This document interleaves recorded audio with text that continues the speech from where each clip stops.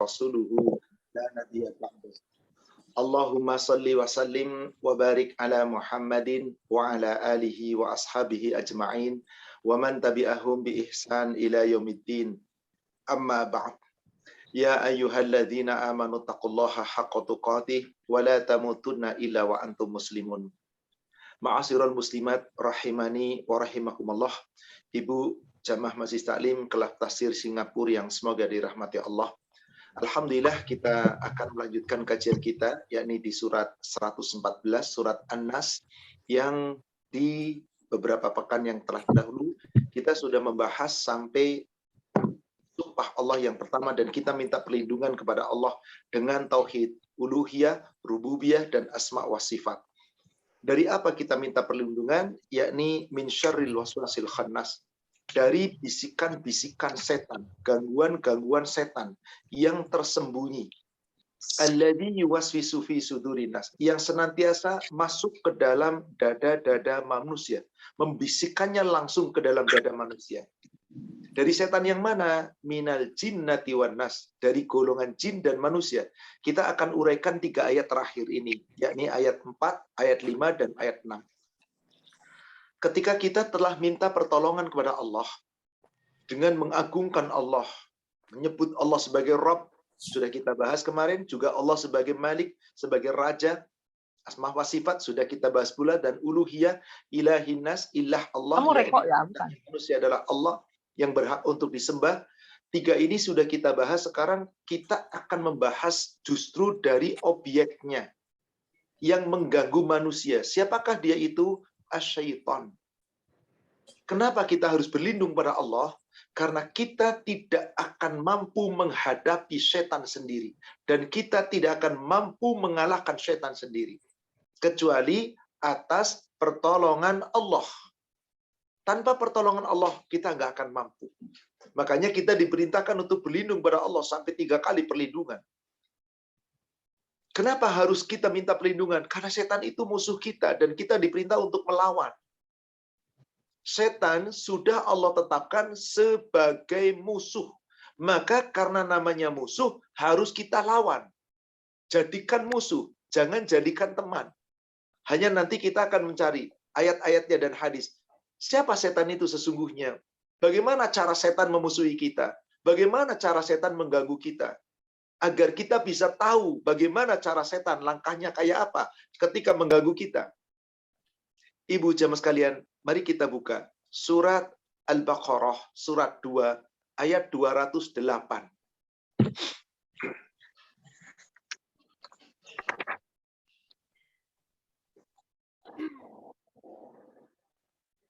Baca Ustaz. Silakan.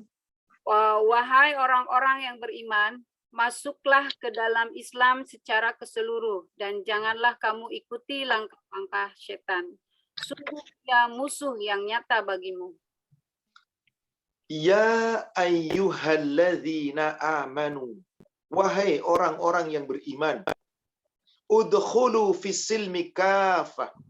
Jika kamu telah mengaku dirimu orang yang beriman, masuklah ke dalam ajaran Islam.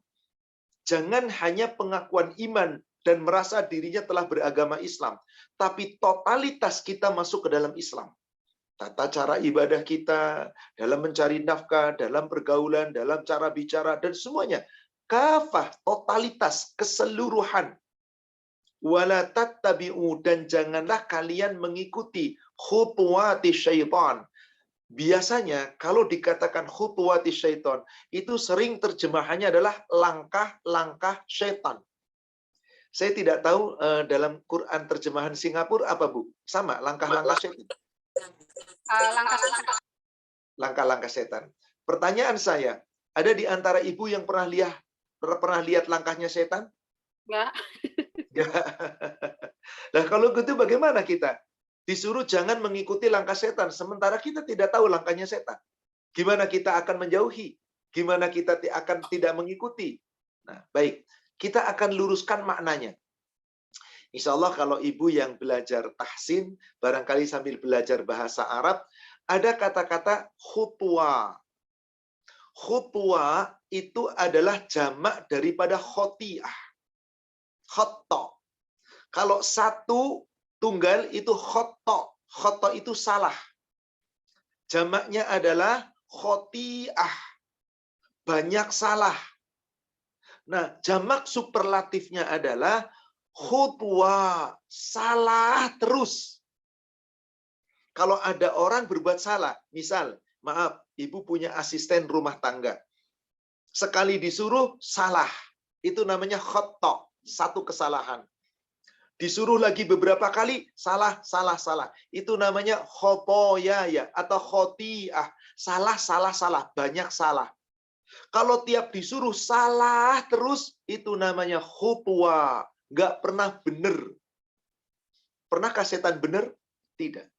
Jadi apa yang dimaksud khutwati syaitan? Jangan kamu mengikuti langkah setan, perbuatan setan, yang setan itu nggak pernah benar. Salah terus. Sesat terus. Artinya apa? Manusia nggak mungkin salah terus. Harusnya. Manusia nggak mungkin lurus terus. Juga seperti itu. Kecuali para nabi dan rasul. Nah, kalau para nabi dan rasul itu lurus terus, malaikat-malaikat itu nggak pernah membangkang. Sementara kalau manusia itu selain nabi, kadang nurut, kadang bangkang. Kadang taat, kadang durhaka. Kadang salah, kadang benar. Kadang baik, kadang jahat. Maka itulah manusia. Ada kesalahannya. Khoto'a, khoti'a, khotoya. Karena nggak ada mungkin manusia bersih terus, kecuali para nabi dan rasul tadi. Kalau setan bagaimana? Nggak pernah baik. Jahat terus. Malaikat iman terus. Manusia kadang iman, kadang tidak. Setan jahat terus. Nah, yang dimaksud wala tattabi'u khutuwati syaiton, jangan kamu mengikuti caranya setan. Ya, ini terus-terusan salah. Durhaka terus. Maka karena setan itu selalu durhaka kepada Allah, Allah telah tetapkan innahu lakum aduwwum mubin. Aduwwum mubin. Setan itu musuhmu yang paling nyata. Yang sangat nyata. Itulah dia setan. Musuh nyata. Yang musuh nyata itu berarti jangan dibiarkan. Harus kita lawan. Pertanyaan, bagaimana cara kita melawannya? Mungkinkah kita bisa melawan setan? Mungkin, karena Allah perintahkan. Setan itu musuh. Yang namanya musuh ya dilawan, jangan dijadikan musuh. Coba kita buka Ibu, surat An-Nisa. Surat 4, ayat ke-76.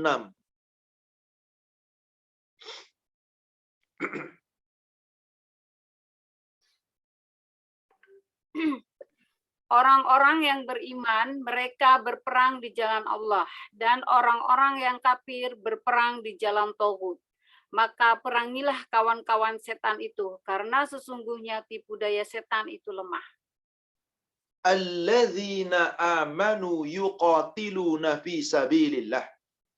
Orang-orang beriman itu ketika dia berjuang, ketika dia berperang, ketika dia berjihad, semuanya dilakukan karena Allah, untuk di jalan Allah, sabilillah. Walladzina kafaru yuqatiluna fi sabilit tauhid. Sedangkan orang-orang kafir berperang di jalannya setan. Jalannya tauhid. Maka Allah perintahkan, faqatilu auliya asyaiton. Tauhid itu adalah kawan-kawan setan. Maka oleh kamu perangilah setan-setan itu. Perangi olehmu setan. Ibu kita disuruh perang lawan setan loh di sini. Inna kaidas syaiton kana dha'ifa. Sesungguhnya tipu daya setan itu lemah. Menurut ibu, kira-kira setan Allah telah nyatakan lemah loh, nggak kuat loh. Tipu dayanya sangat lemah. Lalu kita manusia disuruh, terutama orang beriman, disuruh perang lawan setan. Ketika setan Allah nyatakan sebagai makhluk yang tipu dayanya lemah, manusia menurut ibu, lemah atau kuat? Lemah atau kuat, Bu? Manusia. Iya, manusia lemah atau kuat? Kalau dia berpegang teguh kepada tali Allah, insya Allah kuat. Insya Allah kuat. Tapi pada hakikatnya, secara umum, manusia yang lemah. Lemah juga. lemah. Setan jadi lemah atau kuat, Ibu? Setan lemah. Manusianya lemah atau kuat? Coba Ibu Ada buka kuat. surat yang sama ayat 28. Surat An-Nisa tadi ke ayat 28. Menurut Allah setan itu lemah atau kuat? Sementara lemah jelas. Manusia lemah atau kuat? Lemah. Allah hendak memberikan keringanan kepadamu karena manusia diciptakan bersifat lemah. Lemah. Lemah, Lemah ya. manusia. Makanya Allah banyak ngasih keringanan kepada kita, Bu. Coba lihat. Sholat tadinya 50 waktu, jadi 5 waktu. Sholat malam itu dari mulai ibadah Isya sampai subuh, Allah cuma minta sedikit aja kok. Zakat, duit kita 100%, Allah cuma minta 2,5%. Itu pun setahun sekali. Setahun sekali, subhanallah. Ibu tiap makan ke restoran mungkin teksnya 10% itu. Ibu beli sesuatu 10% loh, beli mobil, beli sesuatu. 10 membeli tiap transaksi. Allah cuma minta 2,5%. Betapa ringan. Inilah Allah berikan kepada kita. Maka kata Allah, yuridullah ayyukhaffifa ankum.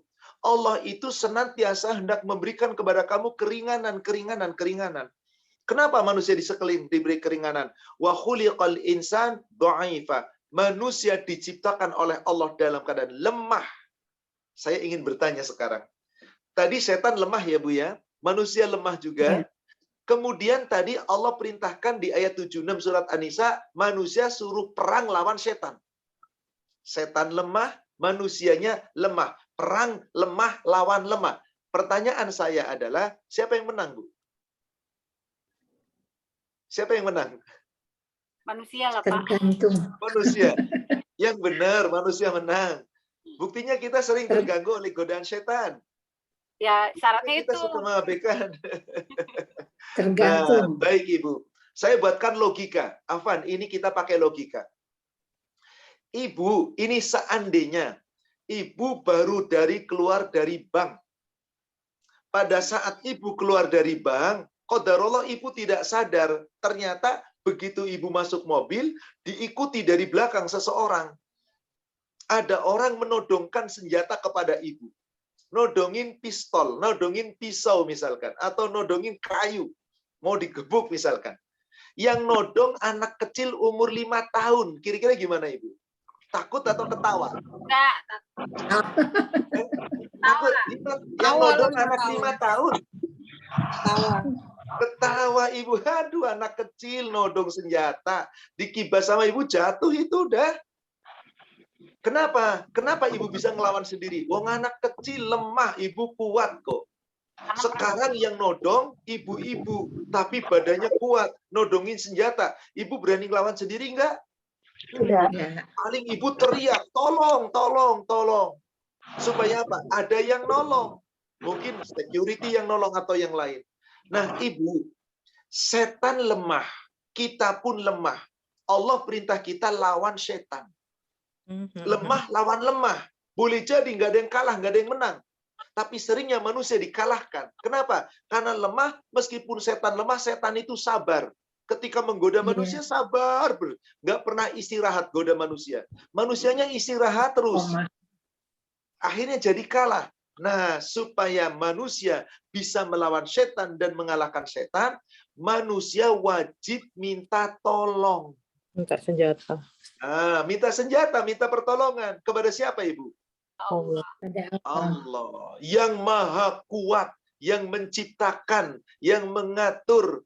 Makanya kita diperintah supaya selalu minta tolong kepada Allah, meminta perlindungan dari setan. Namanya ta'awudz. Aku berlindung kepada Allah dari mana? Gangguan setan.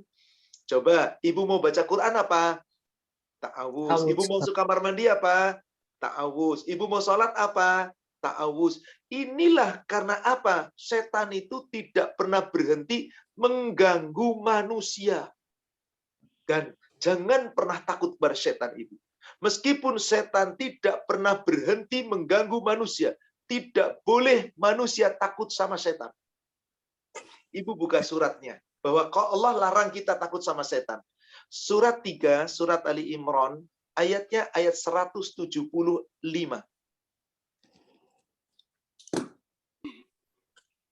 Sesungguhnya mereka hanyalah setan yang menakut-nakuti kamu dengan teman-teman setianya. Karena itu janganlah kamu takut kepada mereka, tetapi takutlah kepadaku jika kamu orang-orang yang beriman. Ibu coba resapi ayat ini. Yang suka ganggu kita, yang suka nakut-nakutin kita di dunia ini, itu semuanya adalah syaitan. Innama dzalikumus syaitan. Sesungguhnya semua itu yang menakut-nakuti kamu, itu semuanya setan. Setan dengan teman-temannya. Yukhawifu awliya'ah. Mereka menakut-nakuti manusia dengan teman-temannya. Apa di situ perintah Allah? Fala takhafuhum. Sekali-kali kamu jangan pernah takut sama setan. Jangan takut sama mereka. Wa khafuni, tetapi takutlah kamu kepadaku, yakni takut kepada Allah. In kuntum mu'minin, jika kamu benar-benar beriman, jangan takut sama setan. Takutlah hanya kepada Allah. Saya ingin bertanya kembali. Ibu takut nggak sama setan? Enggak. Ya, yang benar Ibu nggak takut. Nah, alhamdulillah. Ada nggak manusia takut sama setan? Ada. Nah, padahal boleh nggak manusia takut sama setan? Enggak boleh. Nggak boleh. Kalau ada manusia takut sama setan, berarti dia beriman atau tidak? Tidak beriman. Kata ayatnya begitu. Karena Allah katakan, "Fala takhafuhum." Jangan takut sama mereka. Takhafuni, tapi takutlah kamu kepadaku. In kuntum mu'minin, jika kamu betul-betul beriman. Kalau kamu nggak beriman, kamu takut sama setan. Kalau beriman, tidak. Kenapa? Karena Allah akan memberikan kekuatan kepada orang beriman. Sepanjang orang beriman itu mau minta pertolongan, minta perlindungan kepada Allah. Sampai sini ayat ini mudah-mudahan jelas. Saya akan lanjutkan. Pertanyaan berikutnya sekarang. Gimana caranya setan mengganggu kita? Dan gimana caranya kita melawan setan? Di samping kita berdoa, meminta perlindungan pada Allah. Allah akan melindungi kita jika kitanya ada usaha. Sama, ibu minta rizki. Apa cuma berdoa, ya Allah karuniakan kepadaku rizki? Nggak akan Allah kasih rizki, kecuali Anda usaha. Ya Allah, aku berlindung darimu, dari gangguan setan. Apakah Allah akan lindungi kita? Tidak, kecuali kita pun harus berjuang melawan setan. Gimana caranya? Kita harus pelajari dulu sekarang. Menurut ibu, setan itu makhluk atau bukan? Makhluk atau bukan? Sifat. Makhluk. Makhluk. Betulkah setan itu makhluk? Iya. Coba. Ciptaan Allah. Ciptaan Allah dari api. Ciptaan Allah. Tapi Ustaz ada yang mengatakan katanya kalau setan itu diri kita sendiri, Ustaz. Maksudnya Makanya saya bertanya sekarang. Yang saya tanya Ada yang sekarang, bilang sifatnya setan itu aja ada ya. yang kira-kira makhluk atau sifatnya bukan? gitu. Sifatnya. Sifatnya. Jadi bukan makhluk ibu setan itu. Makhluk.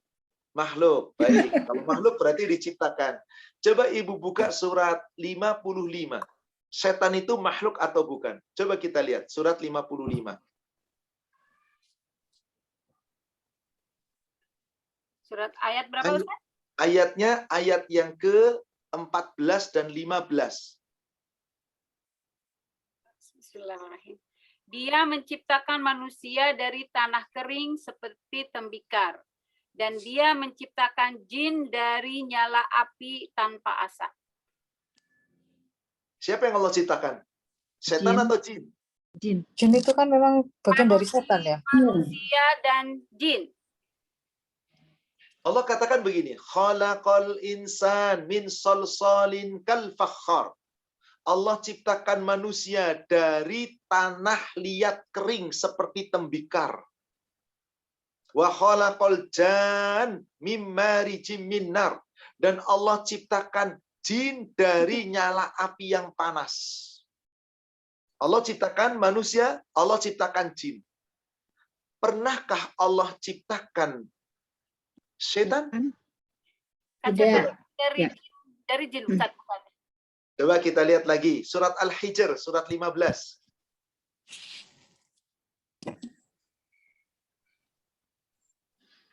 Ayatnya ayat 26 dan 27.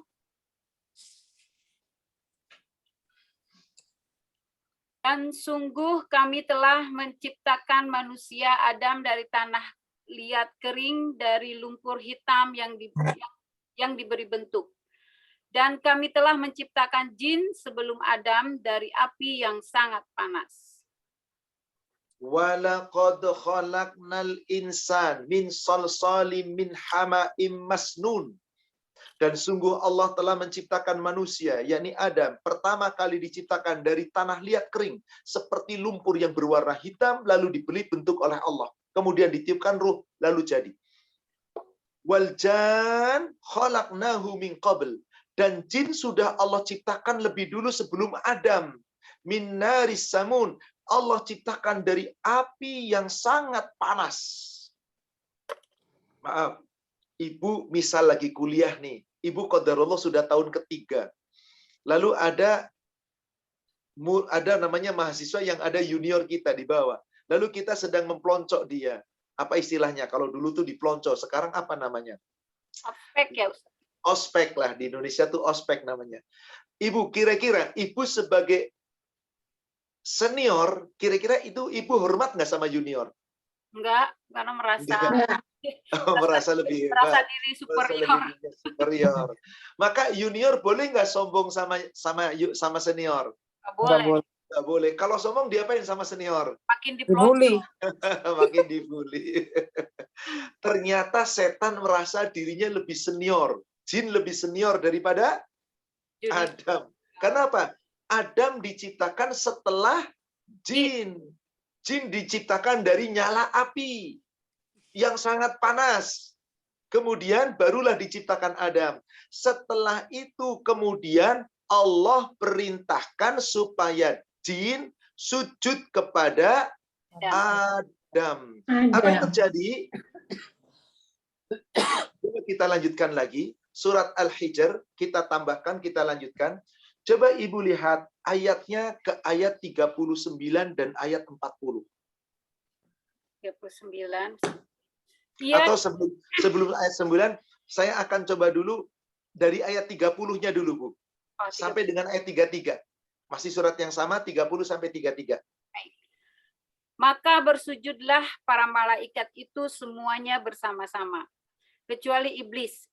Ia enggan ikut bersama-sama para malaikat yang bersujud itu. Dia Allah berfirman, wahai iblis, apa sebabnya kamu tidak ikut sujud bersama mereka? Apa ayat Iblis lagi? berkata, aku sekali-kali tidak akan sujud kepada manusia yang engkau telah menciptakannya dari tanah liat kering, dari lumpur hitam yang diberi bentuk. Jadi iblis merasa dirinya lebih hebat dari Adam. Karena Adam diciptakan dari tanah. Sementara iblis dari api. Satu, merasa dirinya lebih baik dari Adam karena dia dari api. Dua, dia merasa lebih senior. Dia lebih senior. Kenapa saya mesti sujud sama junior? Kira-kira begitu. Nah, ibu, Allah tidak pernah menciptakan setan. Allah tidak pernah menciptakan iblis. Allah ciptakan jin dan manusia.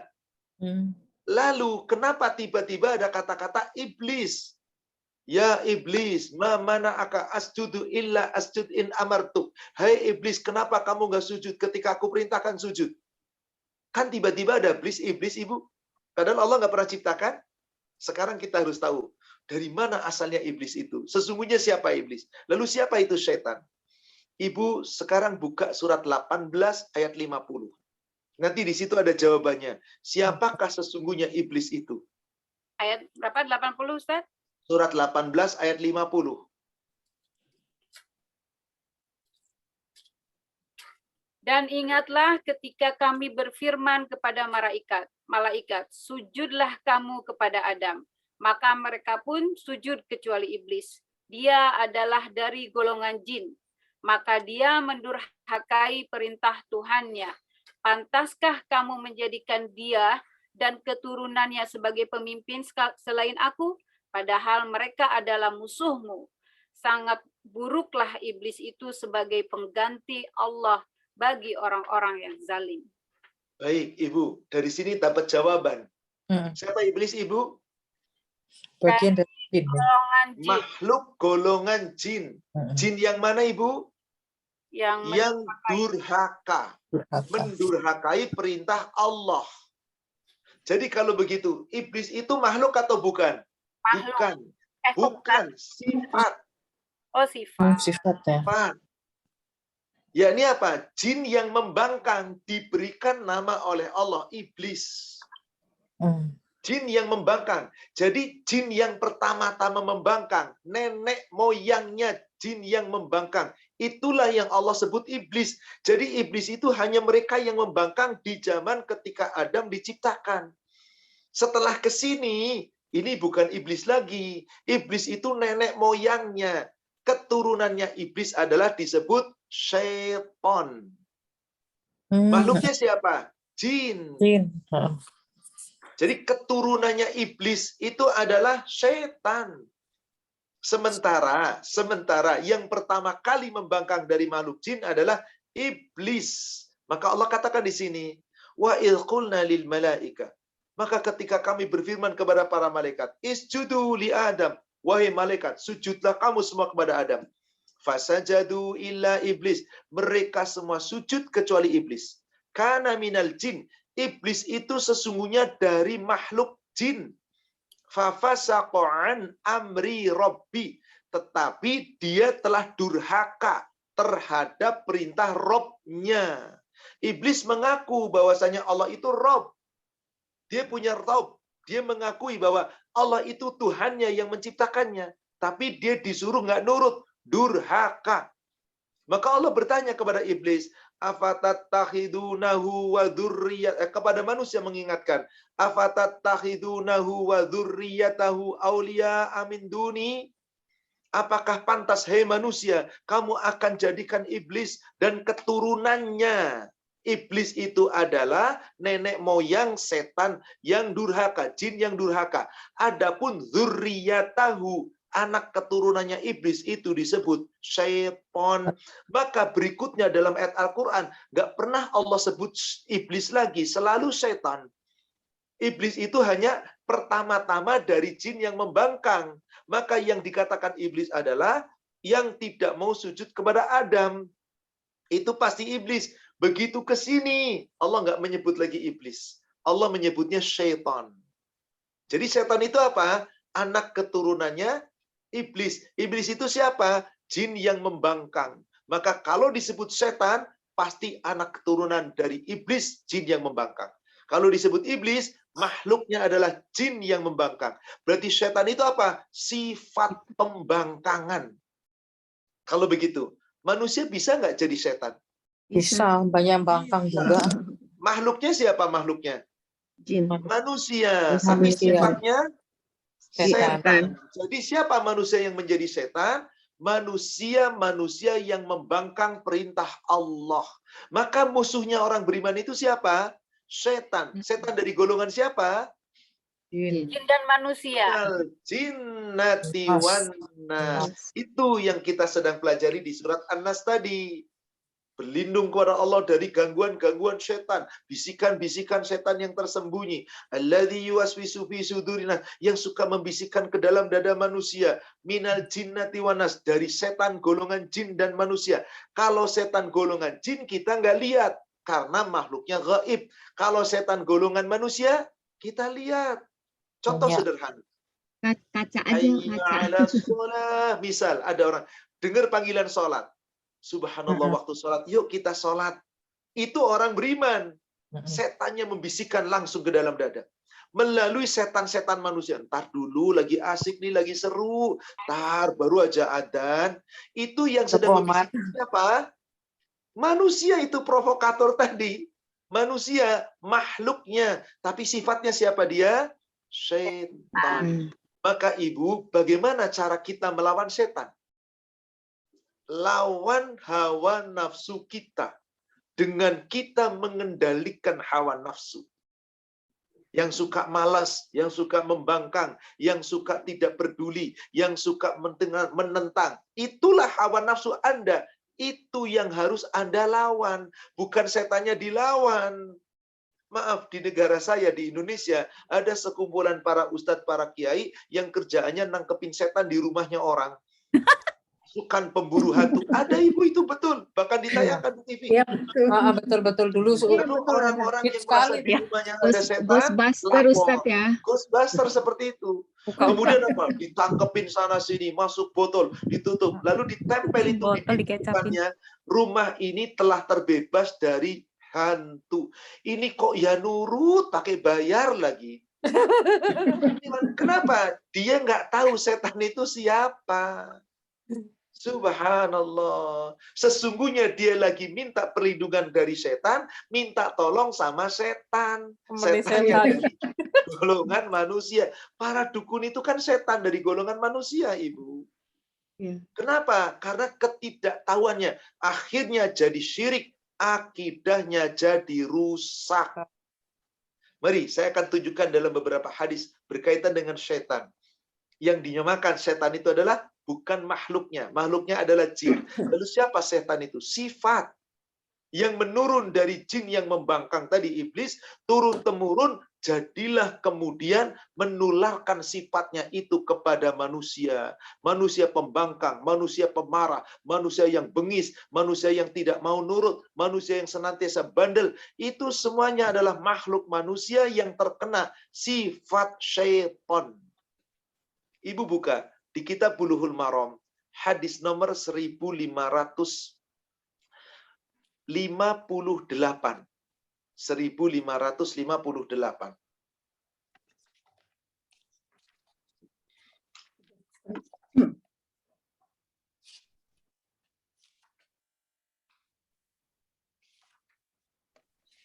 Bismillahirrahmanirrahim.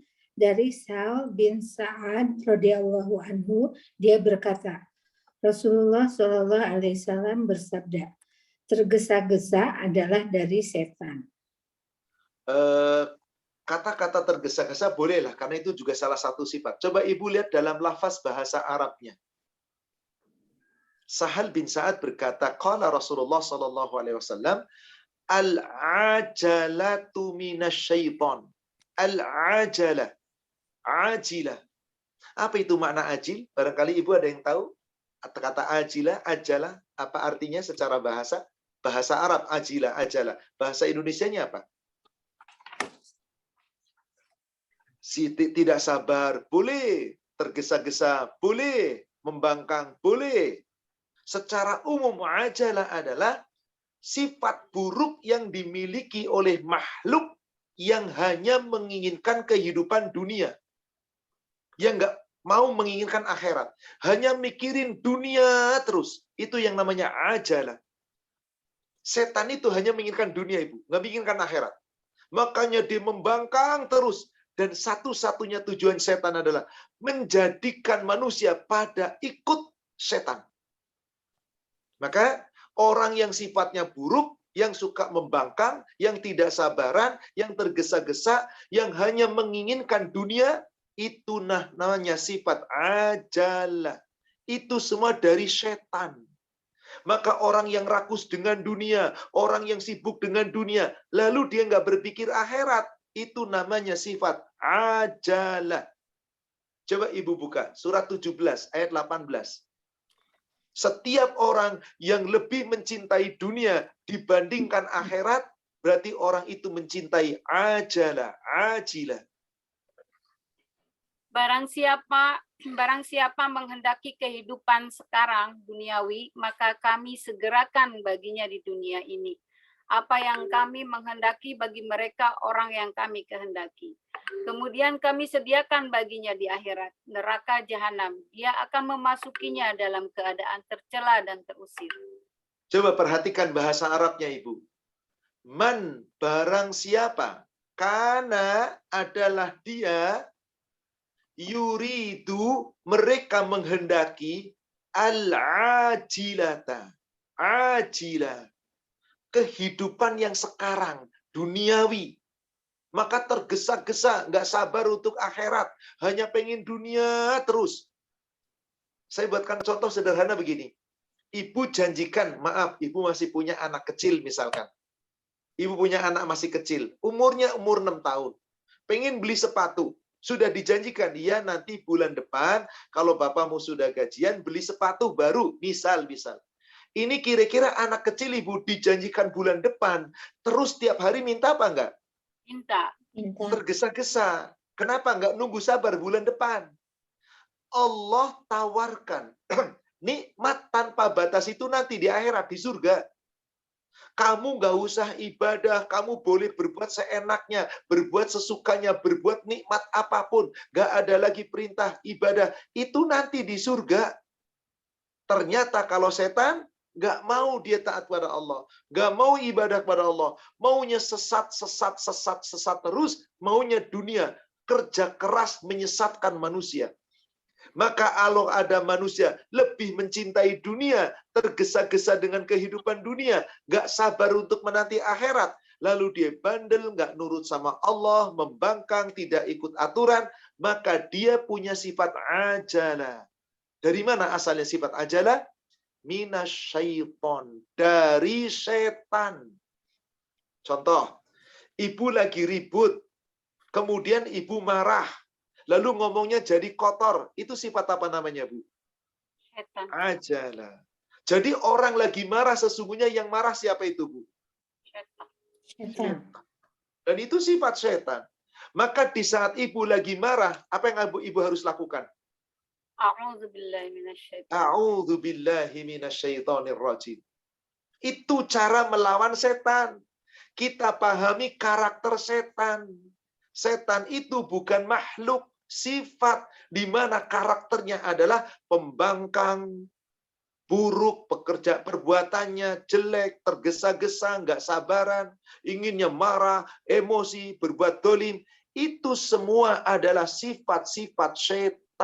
Maka cara menghilangkannya bagaimana? Lawan dengan cara apa? Anda berjuang mengendalikan hawa nafsu Anda dan mintalah pertolongan kepada Allah. Coba Ibu buka Muslim 2236.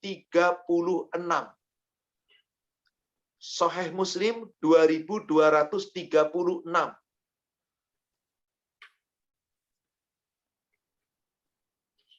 (2236) ya Ustaz. Bismillahirrahmanirrahim. Dari Sulaiman bin Surat radhiyallahu anhu katanya, dua orang laki-laki saling memaki di dekat Rasulullah SAW, sehingga seorang dari mereka merah matanya dan menggembung urat-urat lehernya. Maka bersabda Rasulullah SAW, sesungguhnya aku tahu suatu kalimah yang kalau dia membacanya niscaya hilang marahnya.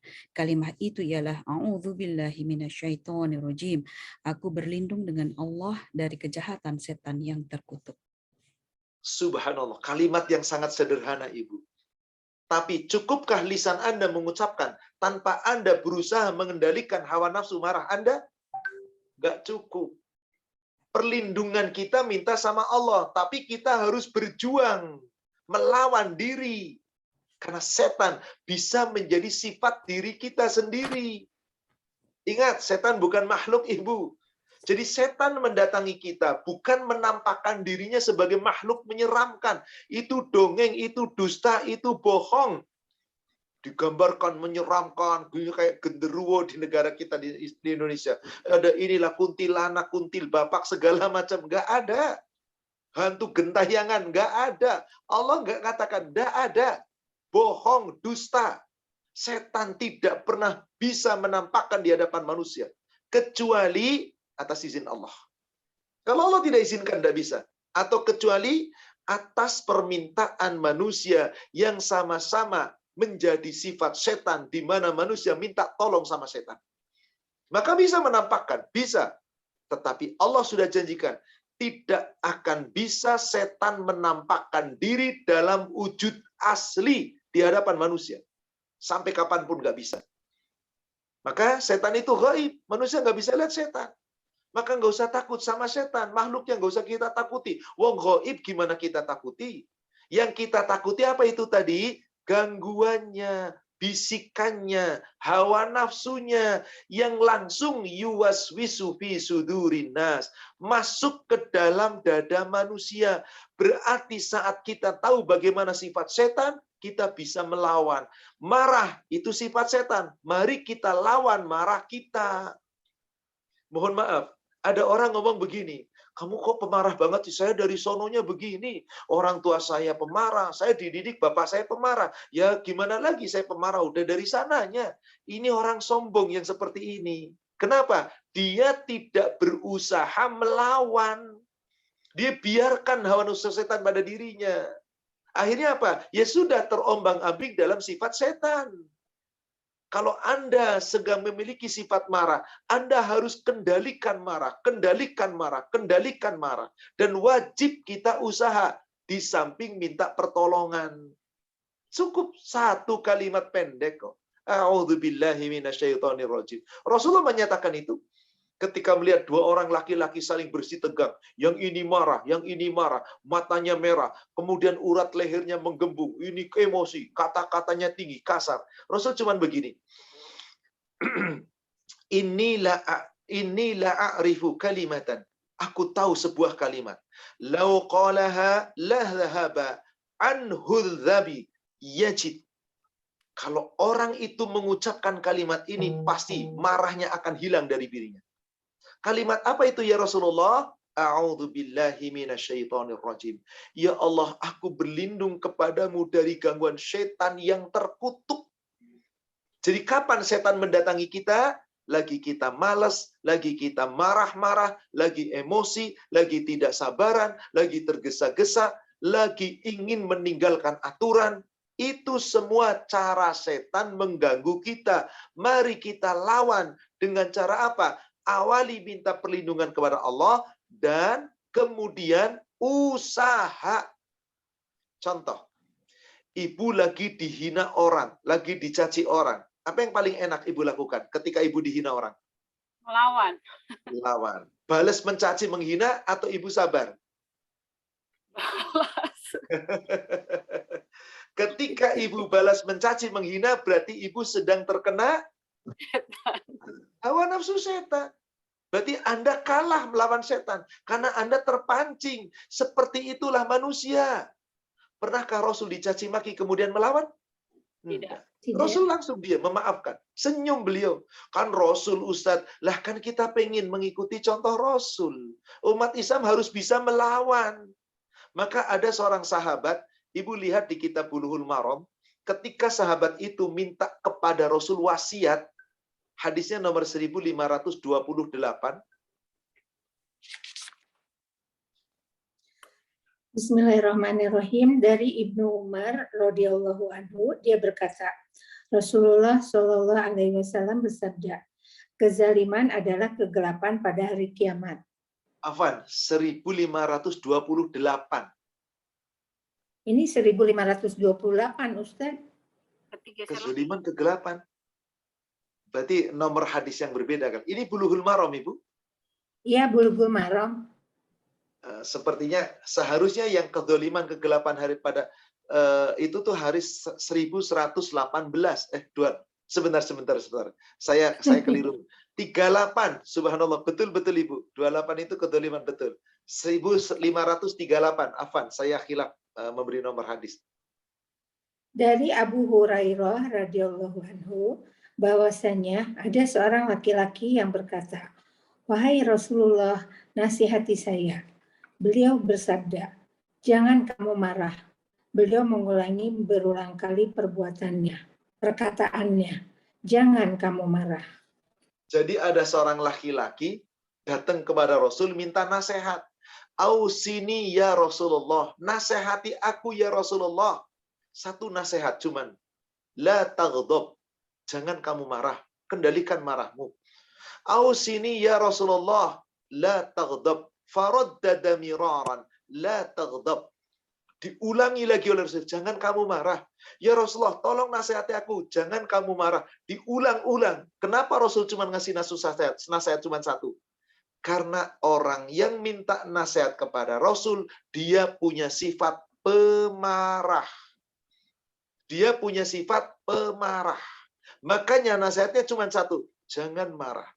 Ibu, kalau begitu wajib kita senantiasa mohon kepada Allah, berdoa agar terjauh dari sifat setan, akhlak yang buruk, amal yang buruk, hawa nafsu yang buruk, semua itu penyakit-penyakit buruk yang ada di dalam dada. Itu adalah penyakit setan, Wajib kita berlindung pada Allah.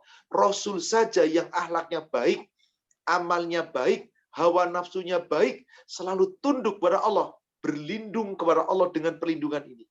Ibu lihat hadis nomor 45-nya, 43-nya. 1543 masuk saya.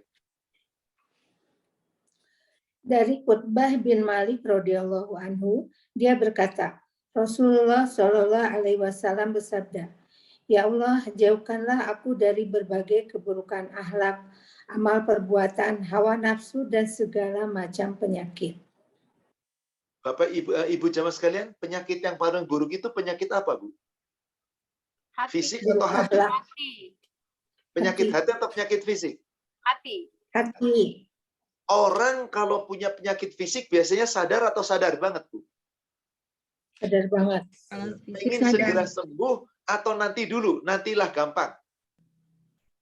Segera sembuh. Biasanya. Kalau penyakit hati, Nggak sadar. dinasihati, dirinya kadang nggak sadar. Bahkan banyak orang punya penyakit hati tidak menyadari itu. Kamu tuh jangan suka memfitnah. Siapa yang memfitnah? Memang kenyataan kok. Tuh, tambah marah dia. Kamu tuh jangan begitu, kata-katanya bolong. Saya dari sananya begitu, susah saya merubah. Ini sudah karakter. Seperti itulah manusia. Kalau punya penyakit hati nggak sadar. Rasul berlindung dari 4 yang buruk-buruk. Allahumma jannibni munkaratil akhlak.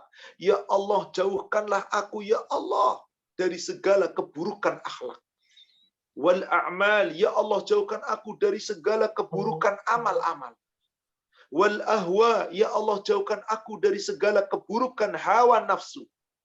Wal adwa, ya Allah, jauhkan aku dari segala keburukan penyakit-penyakit. Bukankah penyakit paling buruk adanya di dalam hati? Bukankah penyakit paling buruk adalah penyakit yang berasal dari gangguan setan? Jadi sebetulnya ketika orang terganggu oleh setan, mudah berlindung kepada Allah, lalu kita lawan. Nggak usah datang ke dukun.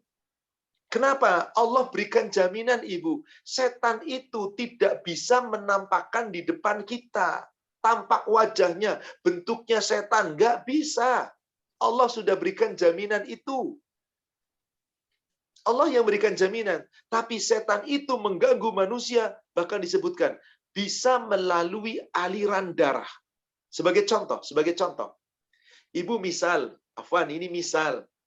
Ibu kenal baik dengan rekan-rekan ibu, sesama rekan, perempuan-perempuan. Dan ibu kenal dengan suami-suami kawan-kawan ibu. Suatu ketika ibu lihat suaminya kawan ibu bergandengan tangan dengan perempuan lain. Apa yang akan terjadi dengan ibu? Langsung curiga, suuzon, atau tabayun? Curiga. Loh, boleh jadi itu adik kandungnya kok, kamu belum tahu? Jangan digandeng, Ustaz. Subhanallah. Iya, lo adik kandung digandengkan enggak apa-apa. Boleh jadi itu isi yang Nggak tahu adik satunya kok. Misal. Itu isi yang keduanya dia kok barangkali. Setahu saya enggak. Kan Anda enggak tahu. Tabayun dong. Apa kabar Pak? Dengan siapa Bapak? Oh, ini adik saya. Beres kan? Dusta Ustadz. Ya urusannya dosanya dia. Ketika Anda sudah ada suuzon, dosa atau tidak? Dosa. Nah, kira-kira siapa yang menyebabkan ibu langsung suuzon ketika melihat sesuatu itu? Setan. Sifat-sifatnya keluar. Sifat setan masuk ke dalam hati kita. Akhirnya kita nggak tabayun, langsung boleh jadi langsung. Tahu nggak suami itu jalan langsung ibu itu bisa gontok-gontokan. Betul Bu, makanya coba lihat Ibu. Kadang-kadang orang kalau mengikuti hawa nafsu setan, ucapannya bisa menyebabkan dirinya celaka. Maka Allah perintahkan, silakan lihat surat 49, surat Al-Hujurat. Ayatnya ayat yang ke-6. Bagaimana Allah mengatur kita apabila kita mendapatkan suatu berita, melihat suatu keadaan, mendapatkan berita, apakah kita boleh langsung suuzon, percaya begitu saja, atau kita periksa? Wahai orang-orang yang beriman, jika seseorang yang fasik datang kepadamu membawa suatu berita, maka telitilah kebenarannya, agar kamu tidak mencelakakan satu kaum karena kebodohan, kecerobohan, yang akhirnya kamu menyesali perbuatanmu itu. Ya ayyuhalladzina amanu. Wahai orang-orang yang beriman. In ja'akum fasiqum binaba'in. Kalau kamu dapat suatu berita dari orang yang belum tentu benar, orang-orang fasik, atau kamu melihat keadaan yang belum tentu benar, maka Allah perintahkan di situ. Fatabayyanu, tabayun dulu. Maksudnya tabayun itu bahasa Indonesianya, bahasanya cross check. Jangan langsung percaya, jangan langsung disampaikan, jangan langsung menuduh. Cross check dulu. Antusibu kauman bijahalatin, supaya jangan sampai kamu menimpakan musibah kepada suatu kaum karena kebodohan kamu. Fatusbihu ala ma fa'altum nadimin, sehingga dengan perbuatan kamu nanti akan menyesal. Pernah suatu ketika ibu Rasulullah SAW punya istri, beberapa istri.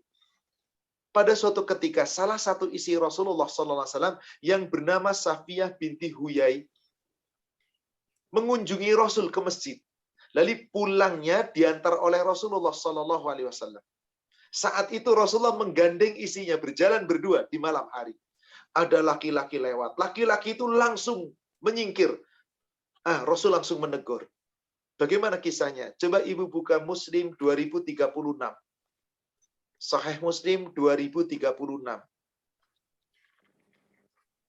2036 ya Ustaz? Ya. Bismillahirrahmanirrahim. Dari Anas radhiyallahu anhu katanya, pada suatu ketika Nabi SAW sedang berdua dengan salah seorang istri beliau. Kebetulan lewat ke dekat beliau seorang laki-laki. Orang itu dipanggil oleh Nabi SAW, maka dia datang menemui beliau. Lalu Nabi SAW berkata kepadanya, "Hai Fulan, ini istriku, isi Fulana." Jawab orang itu, "Ya Rasulullah, aku tidak menduga apa-apa dengan Anda." Sabda beliau, "Sesungguhnya setan berjalan dalam tubuh manusia melalui aliran darah." Apa maksudnya itu? Setan tidak pernah berhenti mengganggu manusia. Sebagaimana darah mengalir di tubuh kita. Sepanjang darah mengalir di tubuh kita, kita hidup, setan nggak pernah berhenti. Nggak pernah putus asa, Ibu. Terus mengganggu. Menggoda terus. Seperti itulah cara setan menjerumuskan manusia. Melalui gangguan-gangguannya. Melalui bagaimana. Seperti itulah. Dan yang menyuruh setan itu siapa? Nenek moyangnya setan. Siapa tadi? Iblis. Yang terus-menerus. Caranya bagaimana? Manusia supaya bertengkar. Manusia supaya berselisih. Suami istri supaya bercerai. Dengan bermacam-macam cara. Bahkan kata Rasulullah, menurut rajanya setan, yaitu iblis, setan yang paling besar jasanya adalah ketika mampu menjadikan manusia, suami istri bercerai. Karena kalau sudah terjadi perceraian, terjadi permusuhan. Keluarga ikut bermusuhan. Anak pun kadang bermusuhan dengan orang tua. Kecuali perceraian yang diridhoi oleh Allah dengan cara yang baik. Seperti itulah cara setan menggoda kita, mengganggu kita. Bukan dengan menampakkan diri. Ibu lihat kembali. Hadis 2407. 2407. 2407.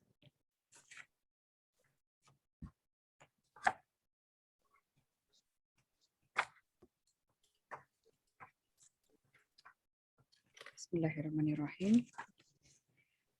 Dari Jabir radhiyallahu anhu katanya, dia mendengar Rasulullah SAW bersabda, "Sesungguhnya setan telah putus asa mengharapkan orang-orang yang sholat akan menyembah kepadanya di Jazirah Arab. Karena itu dia berusaha mengadu domba sesama mereka agar selalu bermusuhan." Ibu, pusat negara Islam itu Jazirah Arab. Mekah, Madinah, dan seterusnya. Dahulu tempat kesirikan pertama kali Jazirah Arab. Akhirnya apa? Setelah Islam sempurna, kesirikan nggak ada lagi di Jazirah Arab. Maka jarang sekali ada kesirikan di sana. Caranya setan bagaimana? Bukan lagi mereka disuruh nyembah setan supaya berbuat kesirikan, tetapi setan mengadu domba. Coba lihat negara Islam dengan negara Islam. Coba lihat antara orang Islam dengan orang Islam. Bukankah sering bertengkar? Itulah cara setan menggoda manusia. Mengadu domba manusia. Dengan berita-berita bohong, berita hoax, berita-berita ini, saling menikah dan seterusnya. Inilah caranya setan mengganggu. Jadi ketika manusia saling berbencian satu sama lain, ada rasa dengki satu sama lain, ada suuzon kepada yang lain, itulah sesungguhnya cara kerjanya setan. Anda ketika benci kepada orang, sebel sama orang, suuzon sama orang, benci dengki sama orang, dolim sama orang, itulah sesungguhnya cara kerja setan. Setan sedang merasuki kita. Siapakah yang menyuruh setan itu? Pasukan setan itu disuruh oleh pimpinan tertingginya setan, yaitu iblis. Yang iblis itu nggak akan mati sampai yaumil akhir. Coba Ibu buka kembali hadis berikutnya 2408.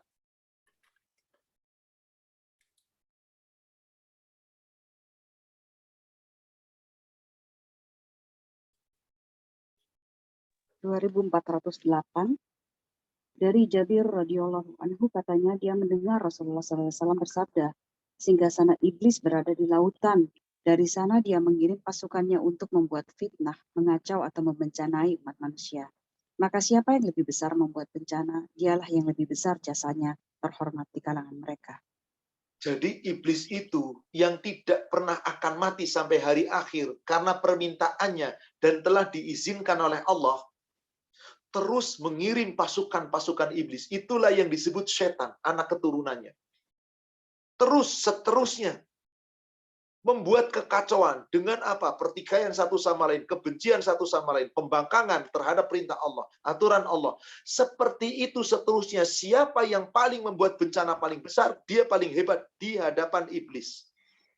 Apakah di mata iblis kejahatan yang paling besar bagi setan yang bisa menghancurkan manusia?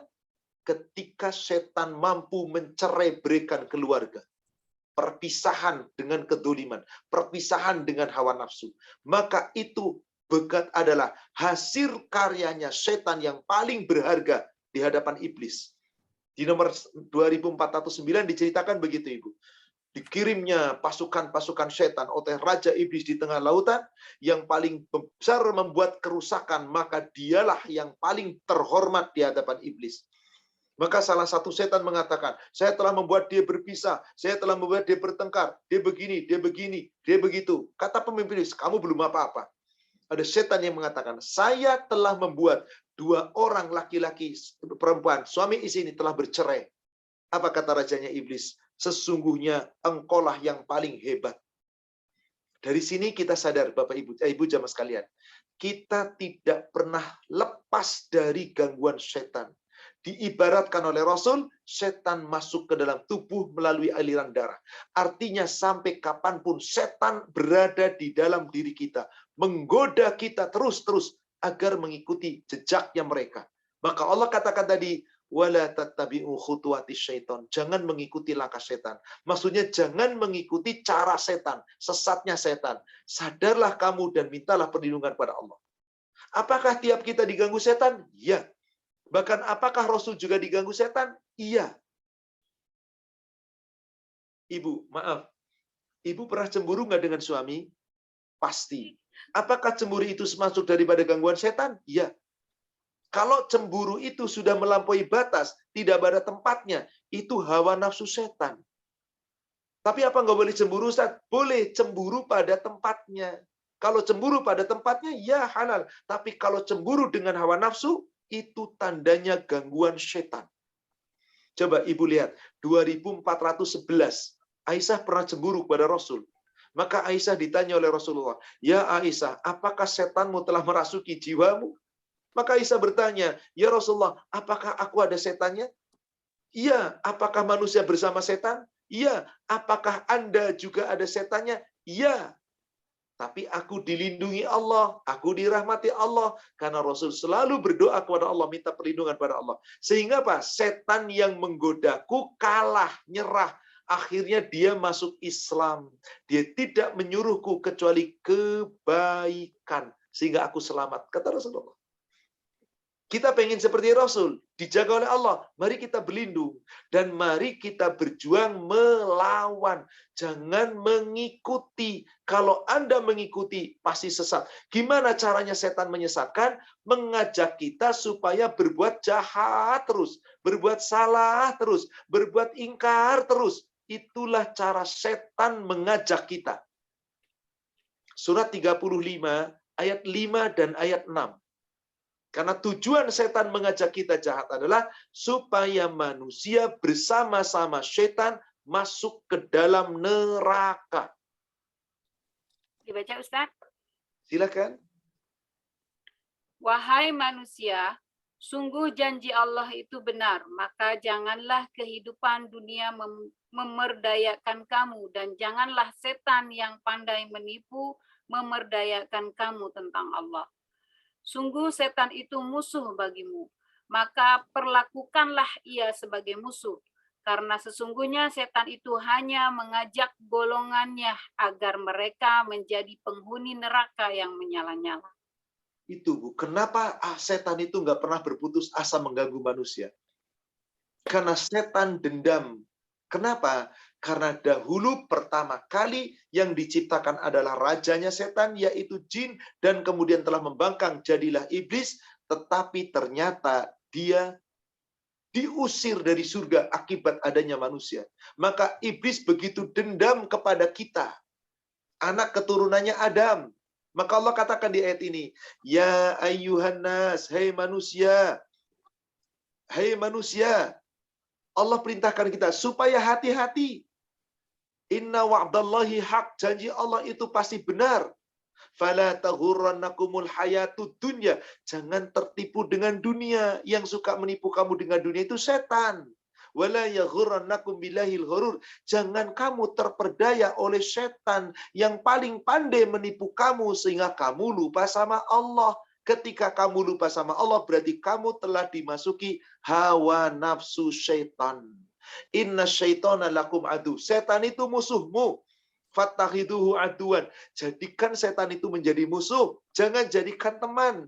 Kenapa? Innama yad'u hizbahu liyakunu min ashabis sa'ir. Setan itu hanya mengajakmu agar sama-sama mengikuti golongan setan. Jadi teman-teman setan. Sehingga terus membangkang. Jadilah masuk ke dalam neraka yang menyala-nyala. Na'udzubillah, summa na'udzubillah. Saya akan tunjukkan ayat lagi dan satu hadis, lalu kita akan tanya jawab. Kenapa kok setan itu betul-betul dendam sama manusia? Coba buka surat Al-A'raf, surat 7. Dari ayat 12. Coba Ibu baca. Ada beberapa rangkaian ayat sampai ayat yang ke-17. Nanti biar lebih jelas. Allah berfirman, apakah yang menghalangimu sehingga kamu tidak bersujud kepada Adam ketika aku menyuruhmu? Iblis menjawab, aku lebih baik daripada dia. Engkau ciptakan aku dari api, sedang dia engkau ciptakan dari tanah. Allah berfirman, maka turunlah kamu dari surga karena kamu tidak sepatutnya menyombongkan diri di dalamnya. Keluarlah. Sesungguhnya kamu termasuk makhluk yang hina. Iblis menjawab, berilah aku penangguhan waktu sampai hari mereka dibangkitkan. Allah berfirman, benar, kamu termasuk yang diberi penangguhan waktu. Iblis menjawab, karena engkau telah menghukum aku tersesat, pasti aku akan selalu menghalangi mereka dari jalanmu yang lurus. Kemudian, pasti aku akan mendatangi mereka dari depan, dari belakang, dari kanan, dari kiri mereka. Dan engkau tidak akan mendapati kebanyakan mereka bersyukur. Subhanallah. Na'udzubillah min dalik. Cukup Ibu. Inilah dia. Kenapa kok iblis begitu dendam kepada manusia? Lalu kenapa kok anak keturunannya iblis, setan itu terus disuruh goda manusia? Karena iblis merasa tersaingi oleh Adam, sehingga kemudian tidak mau sujud, kemudian merasa dirinya lebih hebat, lalu diusir dari surga, jadilah iblis kemudian nawar sama Allah, minta diberi tangguh. Maka oleh Allah diberi tangguh sampai hari berbangkit, iblis tidak pernah mati. Jadi iblis itu ribuan tahun umurnya. Pantas iblis itu bisa kenal nenek moyang kita. Maka terkadang orang kesurupan bisa menyerupai suaranya nenek moyang kita. Padahal kita nggak pernah tahu. Kenapa? Karena iblis tahu nenek moyang kita itu siapa. Ya Seperti Allah. itulah caranya menggoda. Gimana caranya tadi? Didatangi dari kanan, dari kiri, dari depan, dari belakang. Bahkan iblis mengatakan apa? Summa la yajidu aktsaruhum syakirin. Engkau akan dapati kebanyakan manusia tidak bersyukur. Jadi manusia yang tidak bersyukur berarti dia terkena hawa nafsu syaitan. Manusia yang tidak bersyukur dia terkena hawa nafsu syaitan. Maka ibu jangan pernah tinggalkan perlindungan kita kepada Allah. Ibu saya yakin mudah-mudahan sudah hafal zikir pagi dan petang ibu. Berlindung dari gangguan setan. Bagaimana Bu? Tadi setan di ayat ke-17 mengatakan apa? Didatangi dari depan, didatangi dari belakang, didatangi dari kanan, didatangi dari kiri. Begitu setan mengganggu manusia. Bagaimana perlindungan kita yang Rasul telah ajarkan kepada kita? Ibu bisa lihat hadisnya. Nomor 1603. Hadis apa? 1603. Monggo Ibu. Ini adalah doa zikir pagi petang yang nggak boleh kita tinggalkan. Bulughul Maram ya Ustaz ya? Bulughul Maram 1603.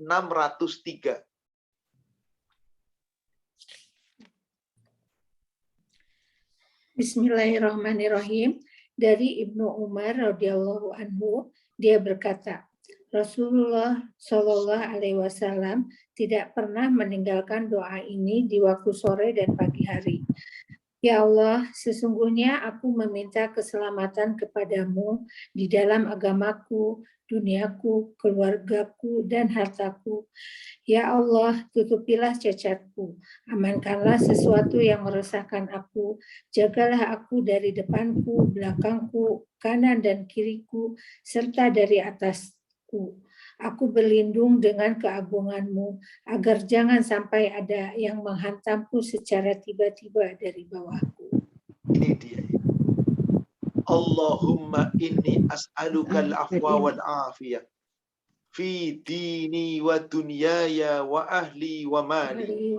Allahumma astur awrati wa awmi rawati. Allahumma fadli min baini yadayya wa min khalfi wa an yamini wa an shimali wa min fawqi wa a'udzu bi azmatika an ughtala min tahti.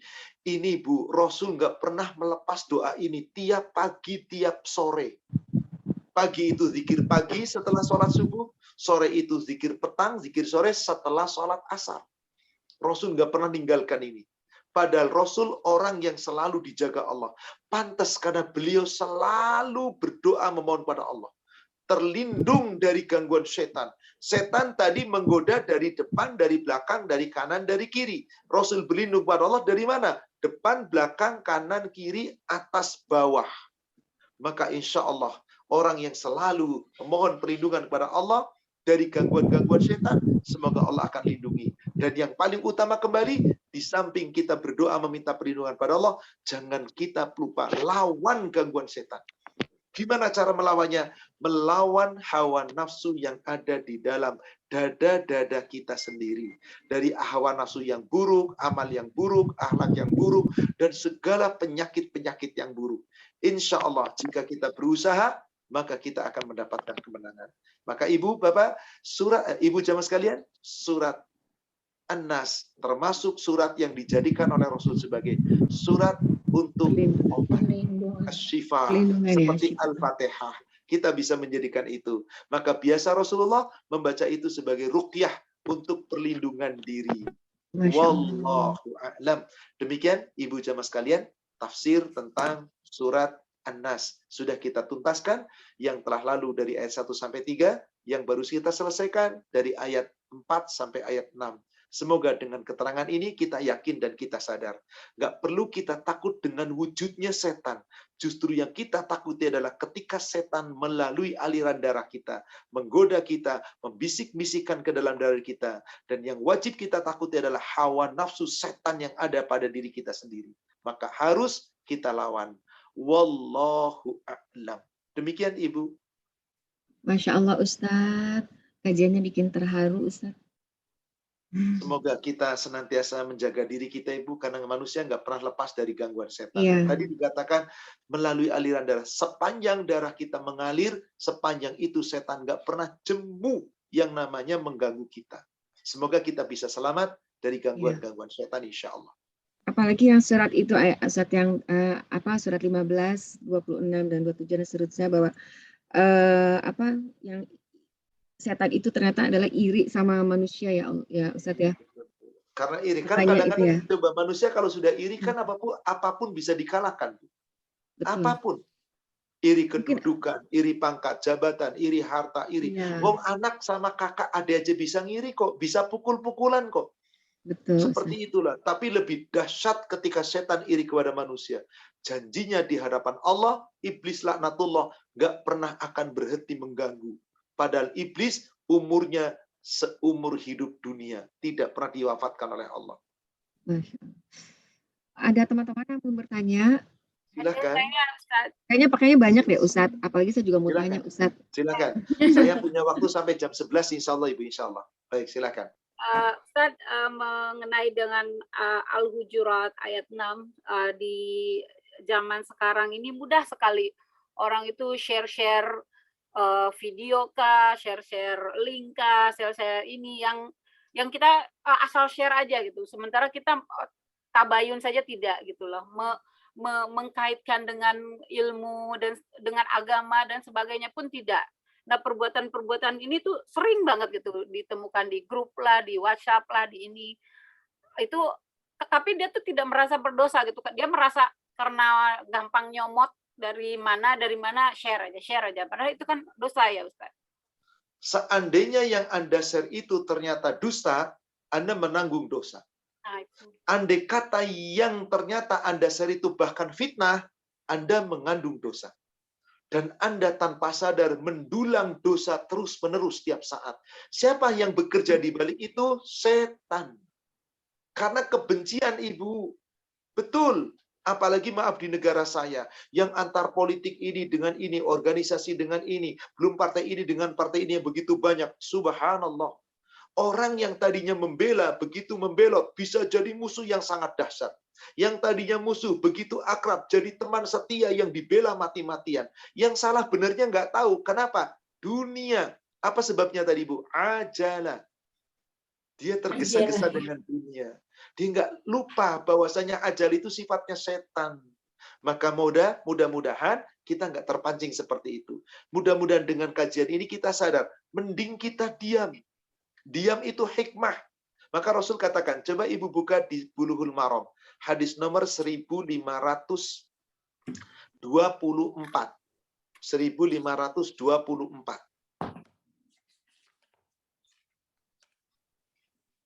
Bismillahirrahmanirrahim. Dari Anas radhiyallahu anhu, dia berkata, Rasulullah Shallallahu alaihi wasallam bersabda, diam itu bijaksana, namun sedikit orang yang melakukannya.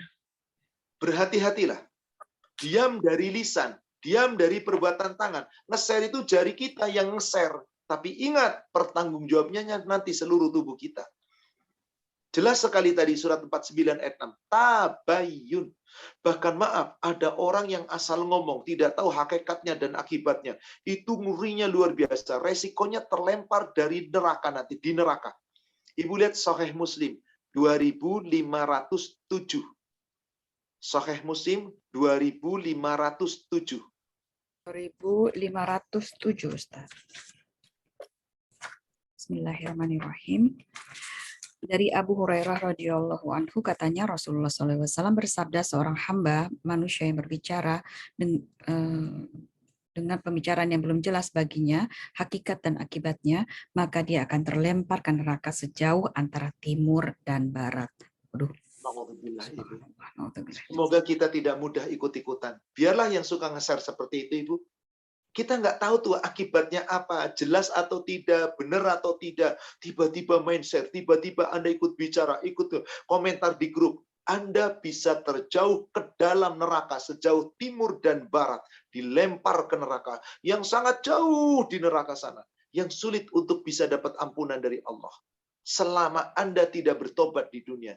Maka mohon kita bertobatlah. Mohon kita jaga diri kita. Insya Allah. Karena siapa yang kasakusuk, desas-desus seperti itu, nanti kalau tidak benar, Anda yang beresiko. Berhati-hatilah. Maka pesan Rasul tadi, diam itu hikmah. Diam itu bijaksana. Diam itu berpahala dibandingkan kita ikut-ikutan ngomong.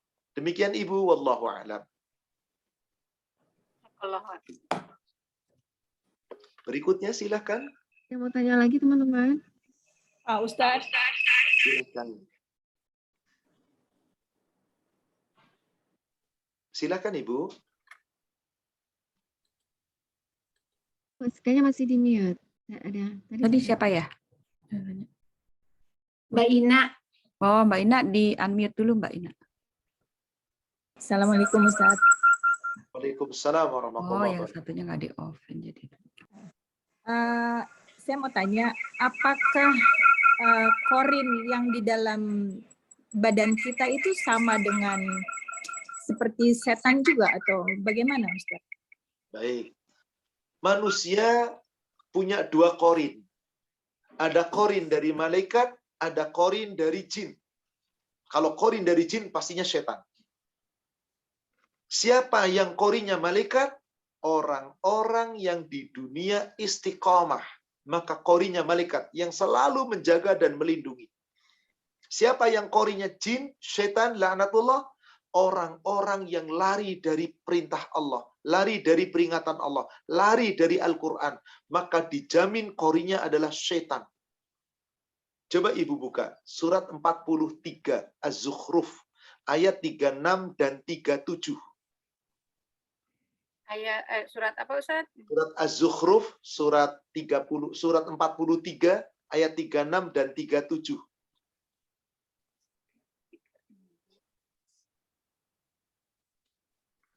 Bismillah.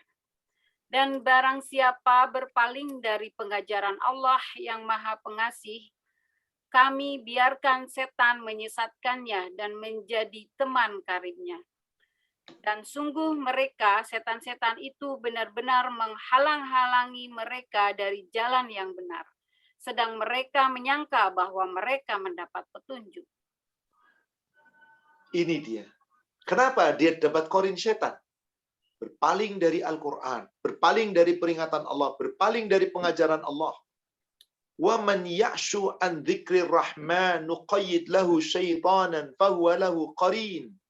Siapa yang senantiasa berpaling dari pelajaran Allah, dari peringatan Allah, dari Al-Quran, maka Allah akan jadikan setan-setan menjadi korinnya. Na'udzubillah. Wa innahum la yasuddunahum 'anis sabil. Karena setan-setan itu korinnya, maka mereka akan senantiasa menghalangi manusia yang korinnya setan tadi dari jalan lurus. Salah terus jalannya, khutuwati syaitan. Tapi orang itu nggak sadar kalau dirinya salah. Wa yahsabu annahum muhtadun. Mereka mengira dirinya benar, dapat petunjuk. Coba Ibu, ada orang nggak sholat. Jangan itu dong, haram loh, dosa. Masih mending saya biar nggak sholat, yang penting saya orangnya baik. Nggak sholat itu haram, dosa, tapi merasa benar. Itulah cara setan menggoda manusia. Itulah korinnya setan. Karena orang itu makin jauh dari Allah, maka makin sesat dan makin dibiarkan sesat. Berbeda dengan orang yang istiqomah. Korinnya adalah para malaikat yang akan menjaganya. Silakan Ibu buka surat 41 ayatnya ayat yang ke-31.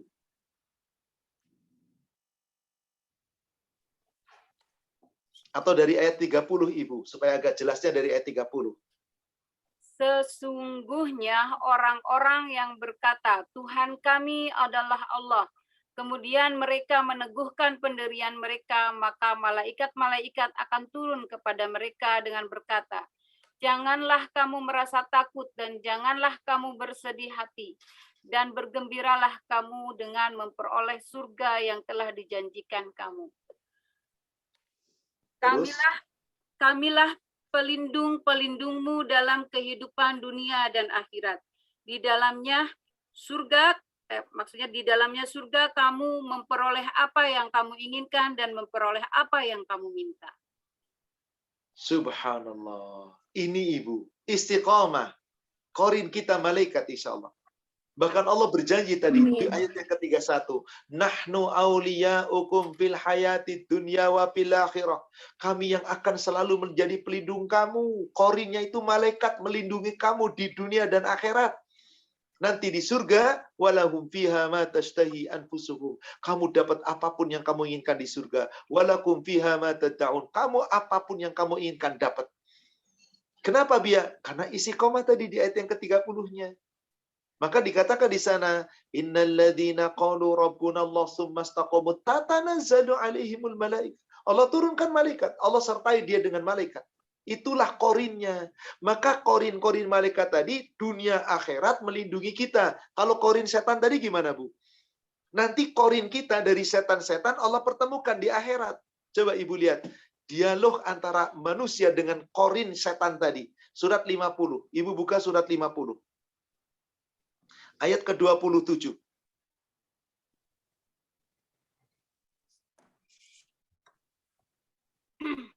Setan yang menyertai berkata pula, "Ya Tuhan kami, aku tidak menyesatkannya, tetapi dia sendiri yang berada dalam kesesatan yang jauh." Setan gak mau ngaku salah, Ibu. Manusia berlindung, ya Allah, nih gara-gara setan, saya sesat ini. Kata si setan gimana? Setan yang mengikuti korin. Enggak salah siapa? Salah sendiri. Subhanallah. Maka dikatakan, qala qorinuhu. Setan-setan yang dahulu di dunia menjadi korinnya, menjadi pengikutnya, ya ini yang selalu menemaninya berkata, Rabbana, wahai Tuhan kami, ma abghaituhu. Sesungguhnya aku tidak menyesatkan mereka. Walakin kana fi dhalalim ba'id. Tetapi mereka sendiri yang dalam kesesatan jauh. Saya buatkan contoh begini. Ada orang namanya si A, mau mencuri.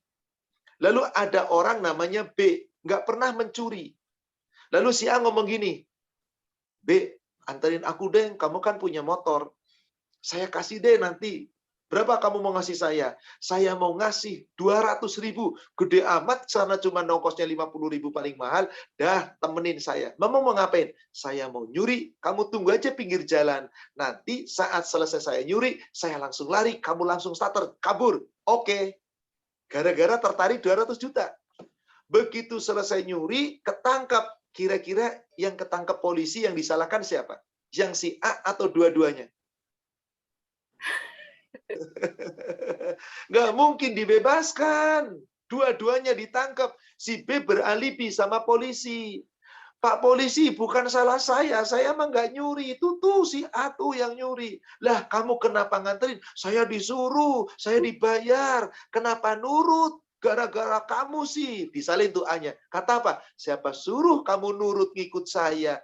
Itu setan kayak gitu, Bu, nanti di akhirat, Ibu. Na'udzubillah. Itulah yang dimaksud korin. Jadi ada orang yang korinnya setan, sampai akhirat nanti setan nggak tanggung jawab. Ada orang yang korinnya malaikat. Malaikat yang melindungi terus di dunia sampai nanti di akhirat. Semoga Ustadz, kita memiliki korin-korin. Ustadz, jadi harfiahnya korin itu apa ya, Ustadz? Korin itu, Bu, secara bahasa, korin itu artinya yang menyertai, yang mengikuti. Kalau bahasa kitanya apa ya? Ajudan lah, Ibu. Coba pejabat, kira-kira gimana yang namanya ajudan, Bu? Pernah nggak lepas dari pejabat? Teman bukan? Selalu Ya, attach. Teman Tapi setia, dalam hal ini korin itu korin goib itu gitu. yang selalu menyertai. Ya, maksudnya sifat, makhluk atau apa? Oh, kalau korin dalam bentuk setan itu sesungguhnya yang masuk ke dalam dada kita, yang Allah tahu siapa setan itu. Tapi di dunia kita nggak pernah menyadari setannya yang mana. Nanti di akhirat baru dipertemukan setan-setan yang mengelabui kita. Yang kita rasakan sifatnya. Tapi sesungguhnya yang menggoda kita, setannya tadi datang. Yang bala tentaranya jin itu ya? Iya, kitanya nggak tahu, Ibu. Kita nggak tahu. Soalnya ada Contohnya korin, gini. ada kodam kan Ustaz ya? Kalau khodam itu, Ibu, sebetulnya makna khodam itu, kalau khodam itu lebih kepada pelayan. Kalau khodam itu adalah orang-orang yang minta bantuan. Ibu punya pelayan di rumah, namanya khodam. Ibu punya supir, driver, namanya khodam. Ibu punya anak buah, namanya khodam. Dia tuh disuruh-suruh. Nah, kalau manusia sudah punya khodam setan, jin, setan itu disuruh-suruh. Tapi setan itu nggak gratis. Nggak bakal mengerjakan perbuatan manusia, kecuali manusianya mau bayar sama setan. Apa bayarannya? Kesyirikan. Akad jadinya Ustadz ya. Ada akad di sana. Setan minta, oke, kamu syirik ya? Iya, dijaga oleh setan. Ditolong oleh setan atas izin Allah. Itu yang dimaksud khodam. Kalau khodam itu Bu disuruh-suruh, nurut. Kamu celakakan orang itu, saya sebel sama orang itu. Dikirim melalui sihir. Itu namanya khodam. Kalau korin, bukan kita yang minta. Tapi dengan sendiri dia akan ngikut. Syaratnya tadi, ketika hamba itu tidak mau taat kepada Allah. Meskipun dia bukan dukun. Biasanya kalau khodam itu lebih konotasinya kepada orang-orang yang berprofesi sebagai dukun yang minta bantuan setan. Maka setannya menjadi khodam. Khodam itu adalah pesuruh.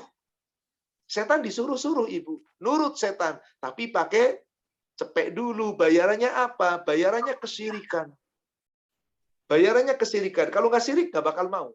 Seperti itulah caranya setan. Ya, Itu jadi bedanya khodam dan korin. Sebetulnya khodam ya bagian daripada korin. Bedanya apa? Khodam mau disuruh-suruh.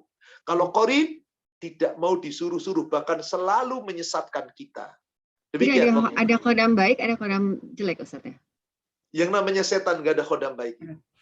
Ustadz, Manusia saja yang maaf, mengatakan. Jadi nggak semua Setan orang punya khodam. Bisa nggak Ustadz, nggak semua orang tadi punya dari- khodam gitu.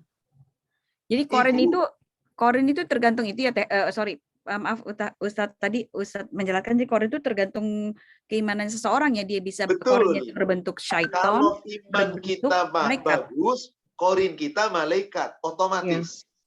Kalau iman kita jelek, korin kita setan, otomatis. Dan tiap manusia selalu punya dua korin itu, Bu. Punya korin malaikat, punya korin. Oh, yang kalau di kartun-kartun dikasih satunya pakai itu, satunya. Nah, gitulah kira-kira yang jahat. Itu kan sebuah gambaran. Iya, Tapi iya, begitu. Karena iman manusia kan kadang naik, kadang turun, Ibu. Kalau lagi naik, berarti korinnya siapa? Dijaga malaikat. Kalau lagi turun, korinnya siapa? Disesatkan oleh setan. Dan itu terus-menerus kita lawan. Makanya kita kalahkan itu korin setan itu.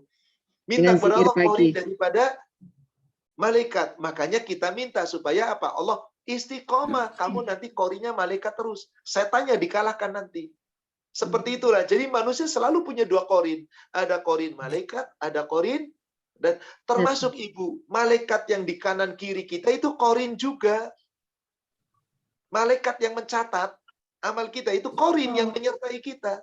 Selalu nyatat amal kita. Nanti di akhirat juga lapor. Nih catatanmu. Itu di surat Qaf tadi ayat yang ke-23 begitu. Wa qala qarinuhu, berkata korinnya, yaitu para malaikat yang mencatat amal kita. Hadza ma ladayya atid. Nih loh catatan amalmu yang ada padaku. Nih amal baik, kata malaikat yang sebelah kanan. Nih amal buruk, kata malaikat sebelah kiri. Maka tugasnya korin itu cuma satu, mencatat, nggak ikut campur apa-apa. Kita baik dicatat baik, kita buruk catat buruk. Tapi ada korin malaikat yang Allah perintahkan melindungi kita. Kalau kita istiqomah, ada korin yang setan yang akan menggoda kita. Kalau kita jadi orang yang buruk, yang jahat. Tetapi korin itu bukan kita yang milih. Dalam arti kata saya pengen punya korin ini, tidak. Tapi korin itu ketetapan Allah bagi orang yang mau menjalankan. Imannya baik, pasti korinnya malaikat. Imannya buruk, pasti korinnya adalah setan. Adapun khodam, manusia yang sengaja bekerja sama dengan setan, lalu minta bantuan setan. Maka si khodam itu nanti akan selalu membantu manusia. Tapi dia menyesatkan manusia. Demikian Ibu. Jadi korin yang kita lihat di dunia nggak kelihatan karena ada setan. Tapi Allah tahu setan yang mana. Nanti didatangkan di saat yaumil akhir. Ketemukan setan dengan kita, Ibu. Korin yang menyesatkan kita dari setan, ketemu. Maukah setannya disalahkan? Enggak. Kan tadi disebutkan di surat Qaf-nya. Setan dari korin, setan mengatakan, ya Allah, bukan dia yang aku yang menyesatkan, dia sendiri yang sesat, bukan salah saya. Begitu kira-kira tadi di ayat ke-27-nya. Wallahu a'lam. Demikian. Ada yang mau tanya lagi teman-teman? Silakan.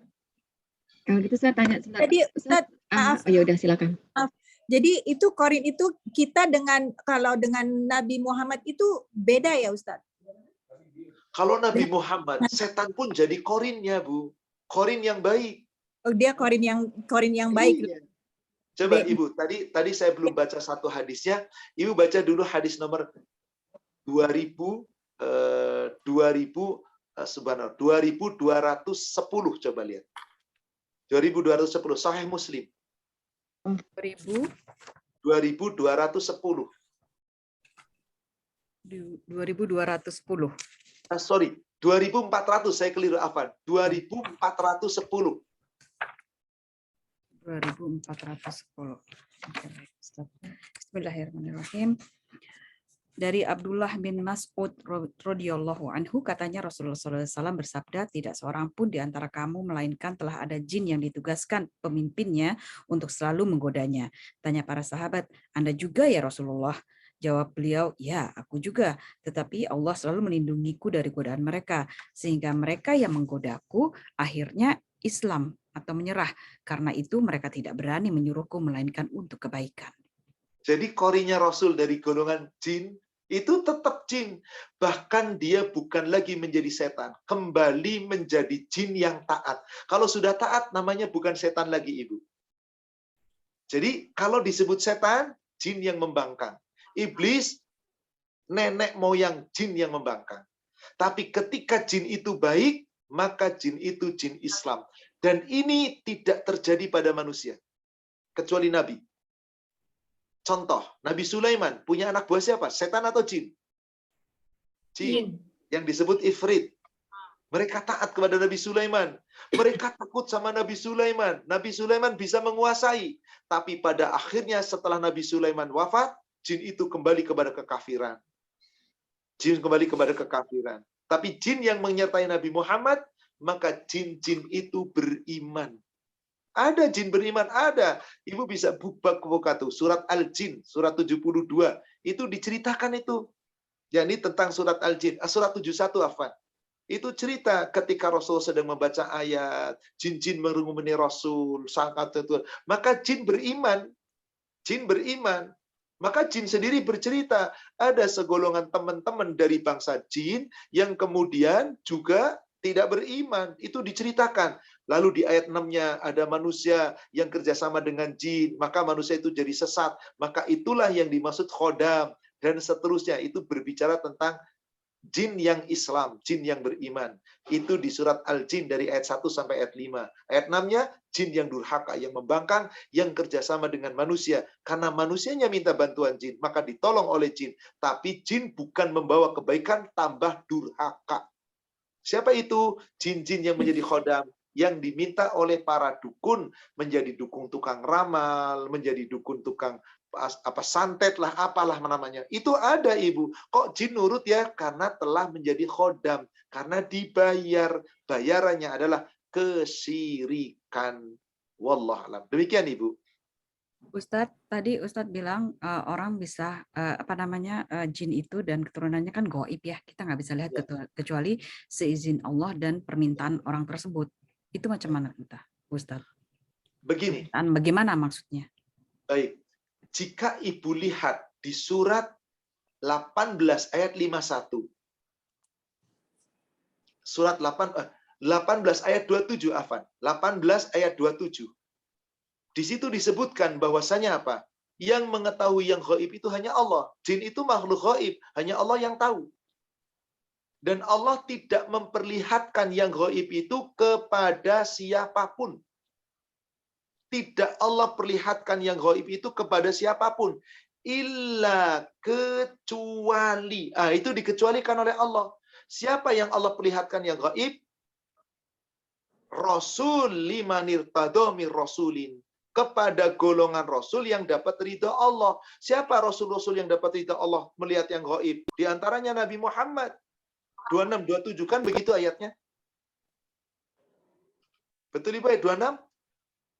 Dan katakanlah Allah lebih mengetahui berapa lama mereka tinggal di gua. Itu yang di gua, Ustaz. Oh, bukan. Kalau gitu sebentar. Subhanallah, saya khilaf. Subhanallah. Surat Al-Jin, kenapa jadi surat Al-Kahfi ya? Surat Al-Jin, Afan. Surat 72 tadi, Afan. Ayat yang ke-26 dan 27. Coba lari ke sana. 26, 27 ya. Ustaz. Surat 71, surat Al-Jin, 26 dan 27. Ya, Surat sudah. 72, maaf maksud saya. Sudah. Dia mengetahui yang gaib, tetapi dia tidak memperlihatkan kepada siapapun tentang yang gaib itu. Kecuali Rasul yang diridhoinya, maka sesungguhnya dia mengadakan penjaga-penjaga malaikat di depan dan di belakangnya. Maksudnya penjaga-penjaga. jadi Rasul itu dijagain malaikat. Korinya malaikat selalu menjaga. Sehingga jin-jin yang mengganggu Rasul tadi di Sahih Muslim 2410 tidak bisa mengalahkan Rasul. Tidak bisa mengalahkan Rasul. Makanya hanya para nabi dan rasul yang diridhoi yang bisa melihat jin. Tapi katanya ada manusia bisa lihat jin. Iya, jika manusia itu bekerja sama dengan jin. Coba Ibu, ayat yang ke-6-nya. Surat Al-Jin tadi ada ke-6.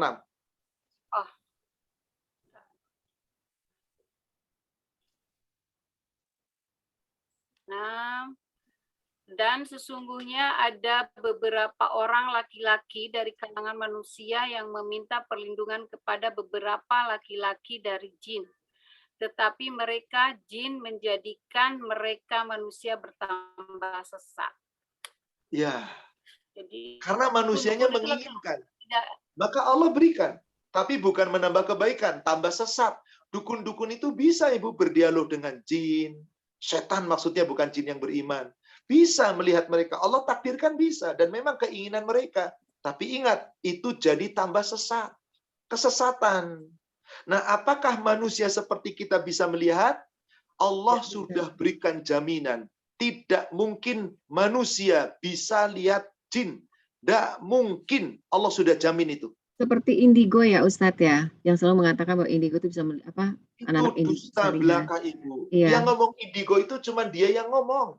Itu bukan jin tampak asli. Itu halusinasi. Bayangan-bayangan.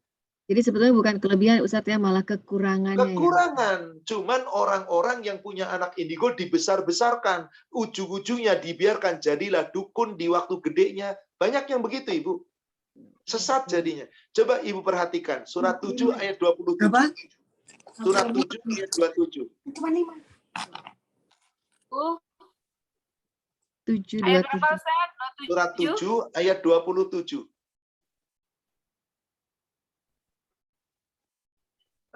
Wahai anak cucu Adam, janganlah sampai kamu tertipu oleh setan sebagaimana halnya dia telah mengeluarkan ibu bapakmu dari surga dengan menanggalkan pakaian keduanya untuk memperlihatkan aurat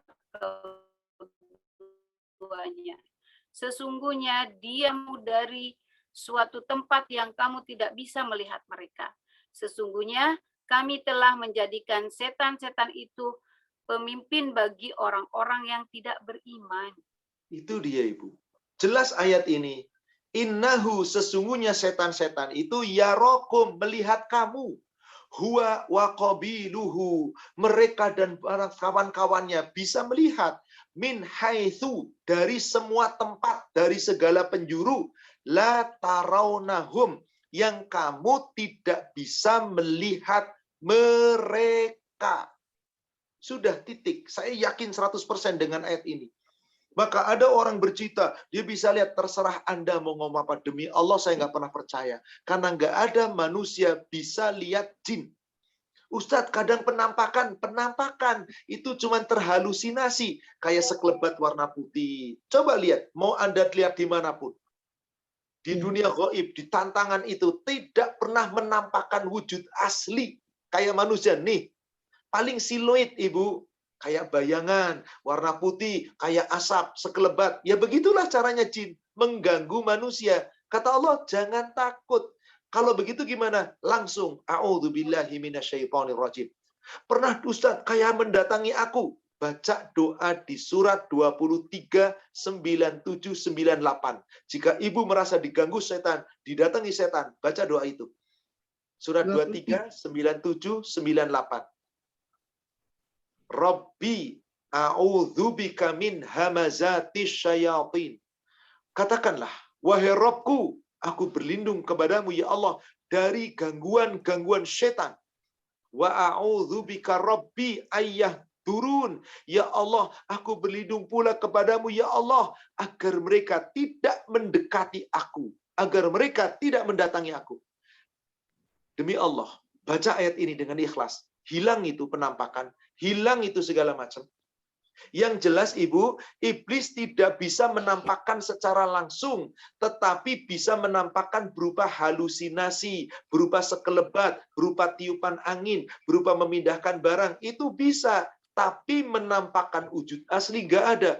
Ustadz, gimana kalau hantu kuburan, ada setan? Nggak pernah ada Ibu, itu dusta. Rasul telah menyampaikan itu. Coba Ibu buka Muslim 2079. Rasul tegas-tegas katakan, nggak ada mayat gentayangan, hantu kuburan, itu nggak ada. Jadi kalau 2079. misalnya Ustadz, ada yang bilang, maaf, ada yang bilang katanya kalau lewat kuburan suka lihat-lihat ada mayat berjejer-jejer gitu. Itu kan katanya Ibu, selama tidak pernah Ibu lihat, nggak usah percaya.